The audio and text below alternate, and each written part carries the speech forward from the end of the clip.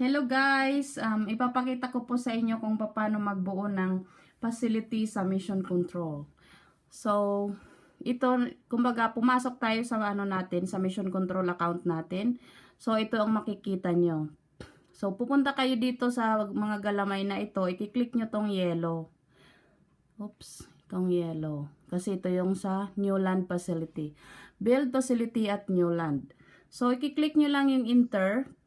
Pero kailangan pag magbubuo kayo ng facility, alam nyo na, ay kumpleto nyo na lahat ng mga kailangan. So, enter natin. So, ayan. All sport, ganyan. Tapos, i-click nyo tong arrow, arrow to the right. Click nyo ulit yan. Tapos, next. Click next. So, ayan. So, kailangan natin ng isang blueprint. So, meron na akong isang blueprint.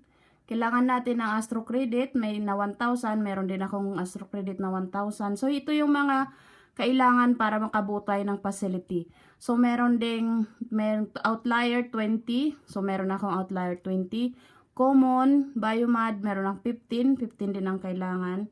Uncommon, meron akong 17. Sumubra na nga. Pero kailangan lang natin ng 10. So, 10 lang ilalagay natin. For the next for the next facilities na yung iba. So, yung rare, kailangan natin ng 5. Meron na rin akong 5. Ang legendary, kailangan ng 2. Meron na rin akong 2. So, kumpleto tayo sa, mga kailangan. So, i-click natin ang next. Ito ang mga probability output natin na makukuha. Itong fusion core, tapos ito, parang rare to. Ito naman common, uncommon, common, and outlier na facility. So, i-click na natin yung next. Ayan. So, dyan na makikita. So, ayan na yung mga kailangan natin. Inano niya lang. So, meaning, complete tayo. So, next again. Ayan na. So, dito magbabayad na tayo ng gas fee. Ayan. Gas fee. So, confirm. So, ayun na. Nakabayad na tayo. So, hintay lang tayo na makomplete talaga yung, ayun, transaction complete. So, i-click lang natin yung continue. Accelerate.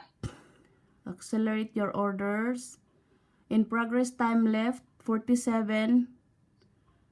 So, okay na yan, sir? Accelerate your order.